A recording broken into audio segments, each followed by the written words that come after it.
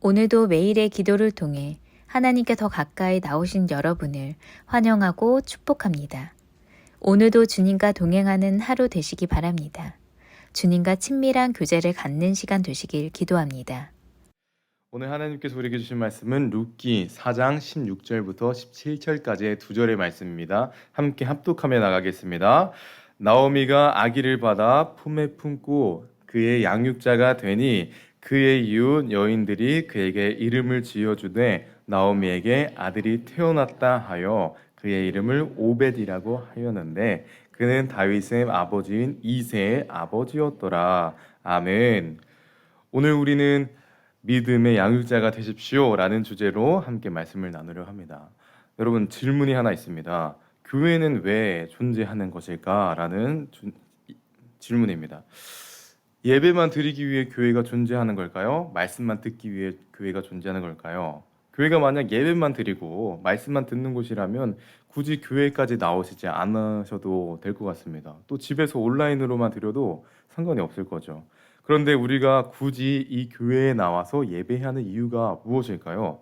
왜 우리는 주일마다 그리고 새벽마다 교회에 모여야 하고 서로 얼굴을 봐야 하는 이유가 무엇일까요?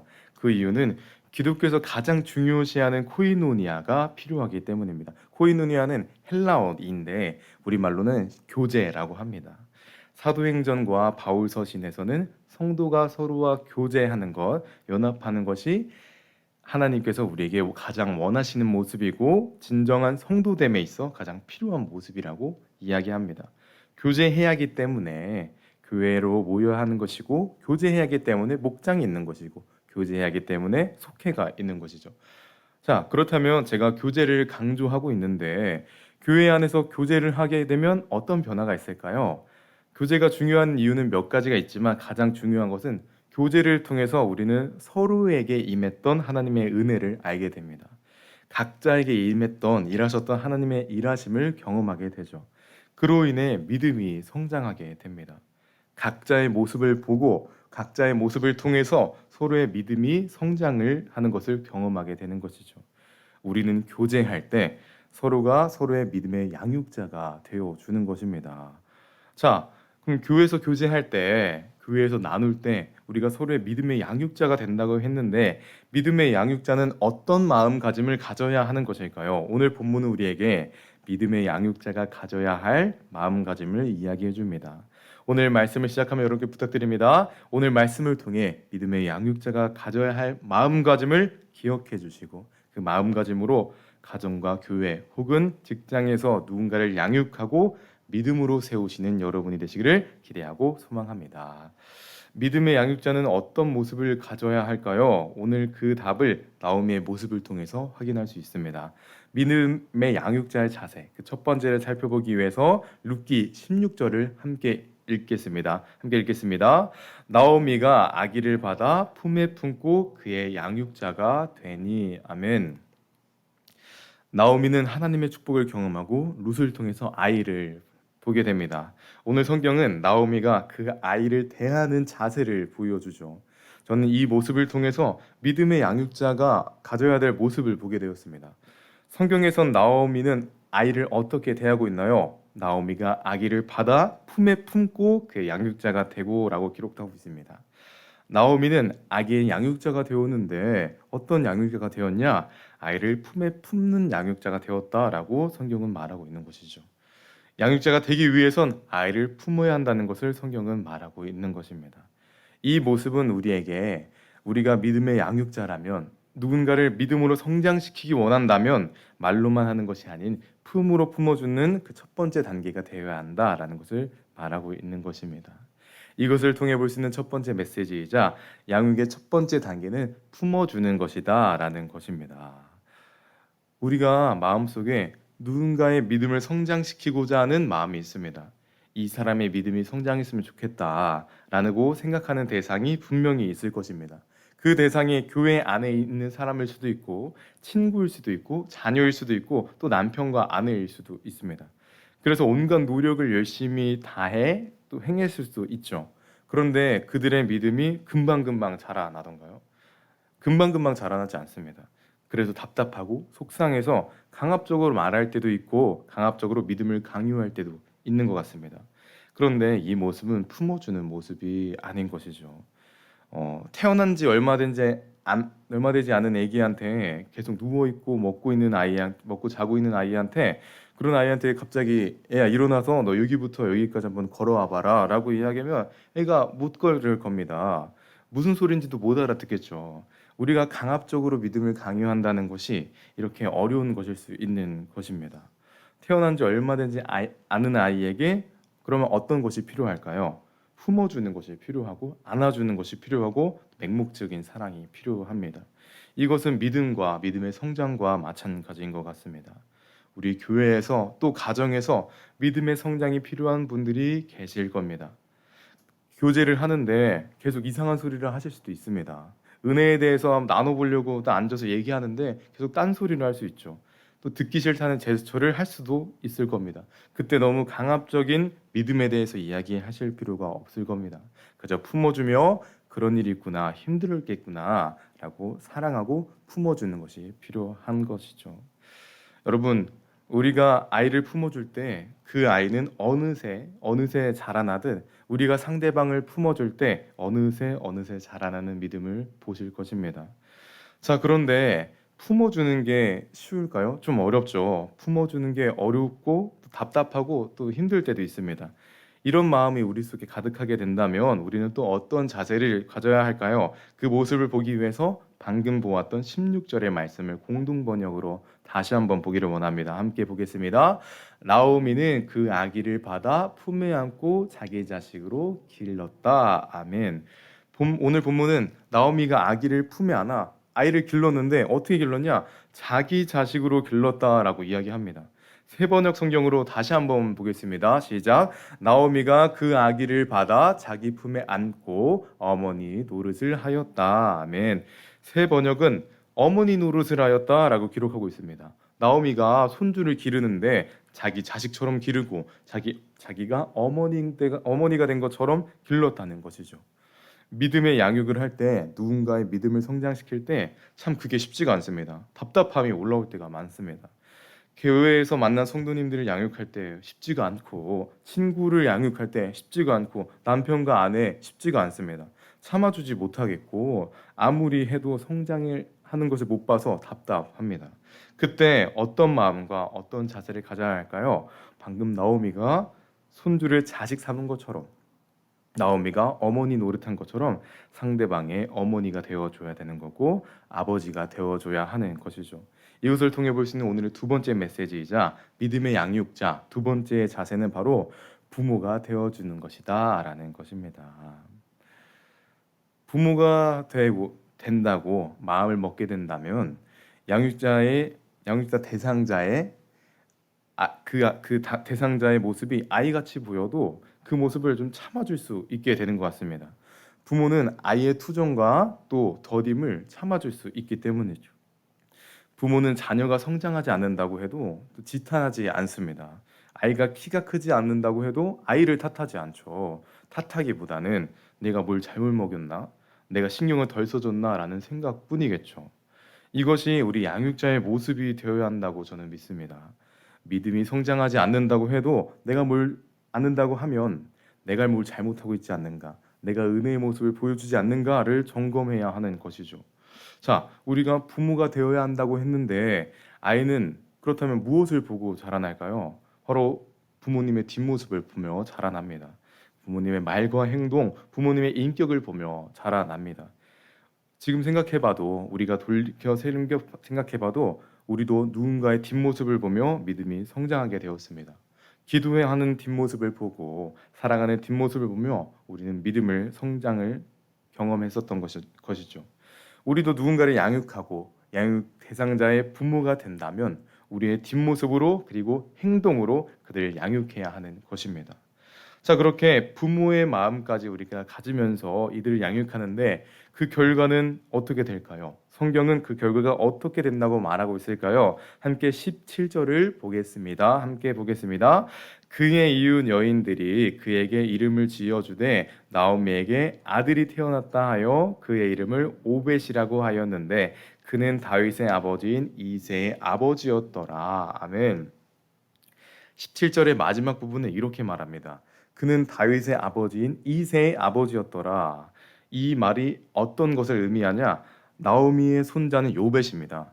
이 요벳은 장차 이새라는 아이를 낳고 또 이새는 장차 다윗이라는 왕을 낳는다라는 것을 성경은 말하고 있는 것입니다.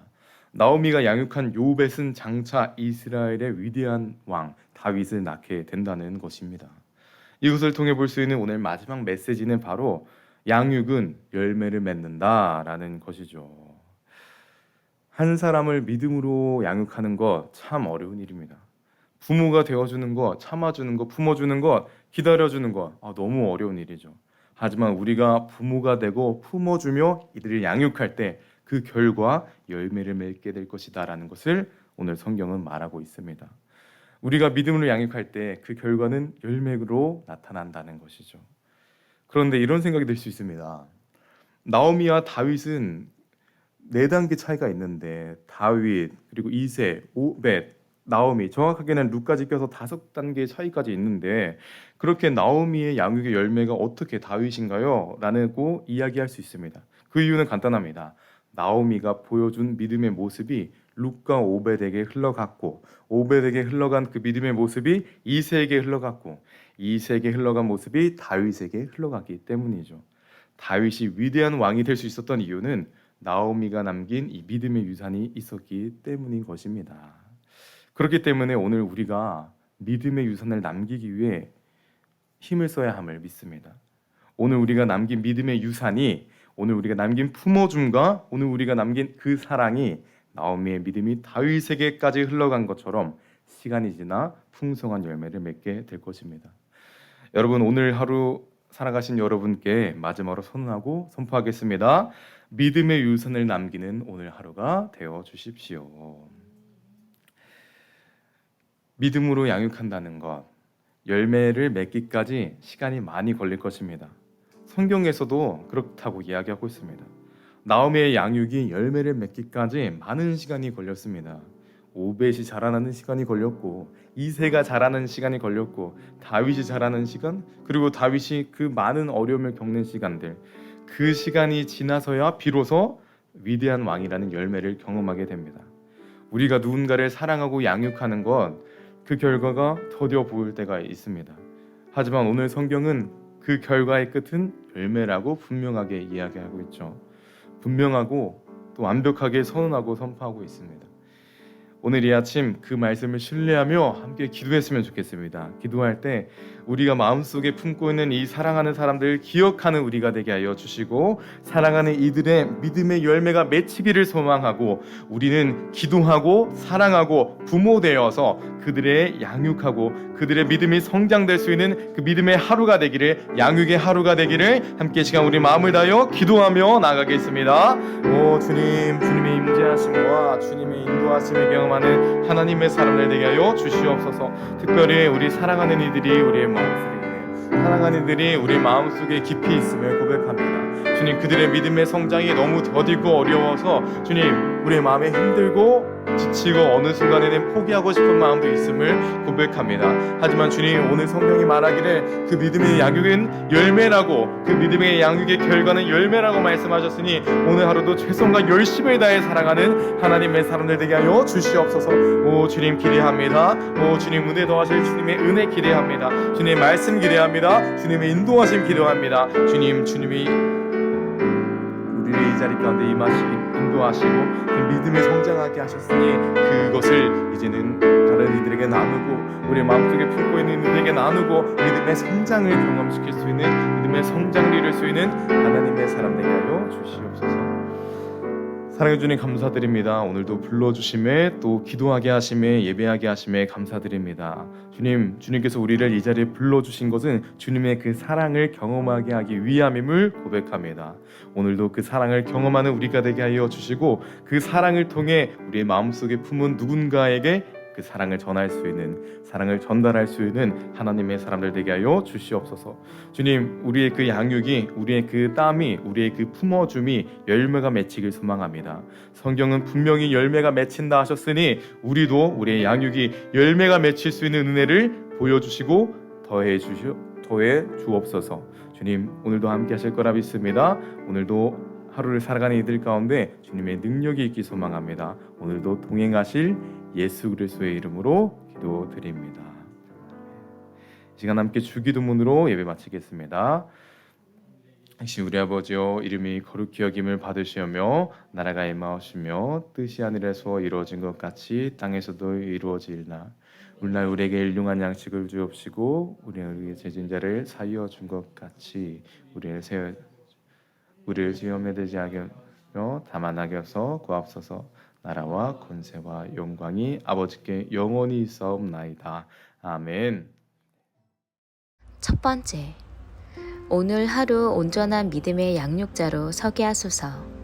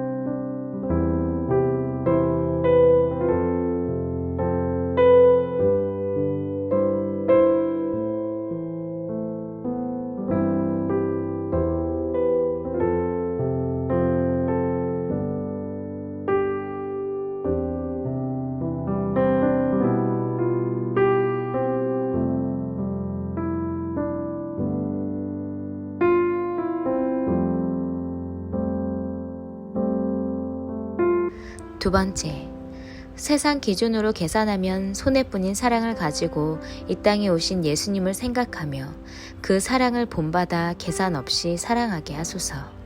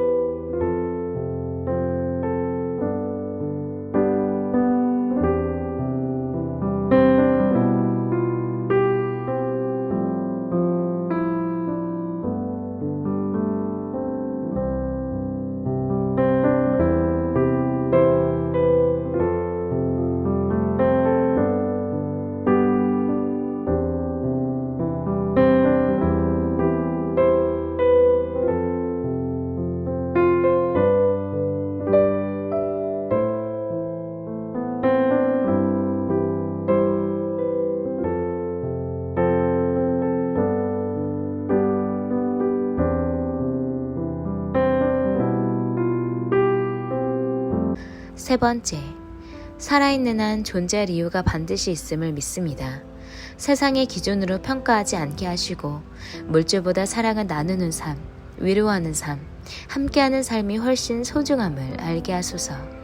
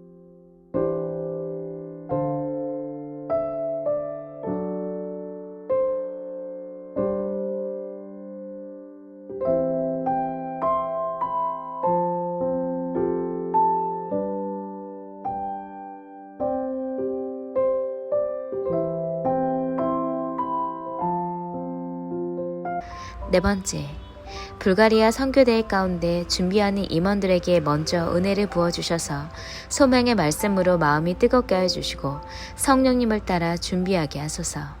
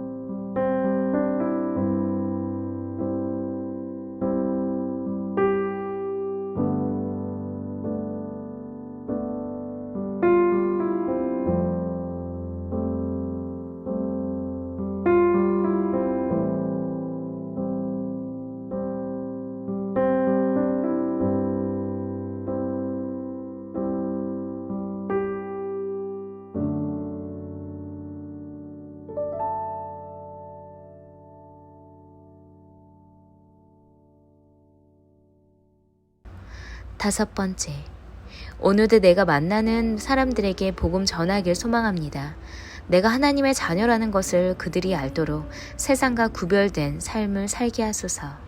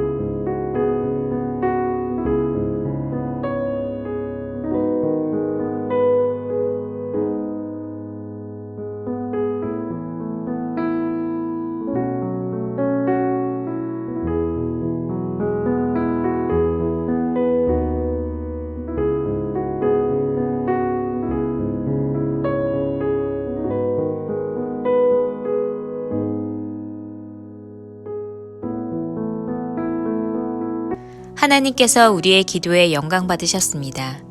이제는 우리의 삶을 통해 하나님의 영광이 되시기 바랍니다.